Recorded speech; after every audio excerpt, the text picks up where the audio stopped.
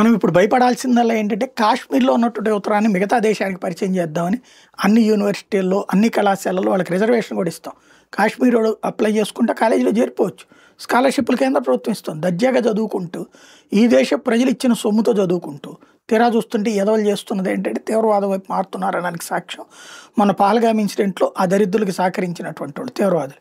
రెండవది ఇప్పుడు తాజాగా జరిగినటువంటి పరిణామం ఏదైతే ఈ ఇన్సిడెంట్ జరిగిందో ఢిల్లీ పేలుడుకి సంబంధించినటువంటి ఇన్సిడెంట్, దీని వెనకాల కూడా వీళ్ళ హస్తాలే ఉంటుంటాయి. ఏది ఓపెన్‌గా సీక్రెటే అది.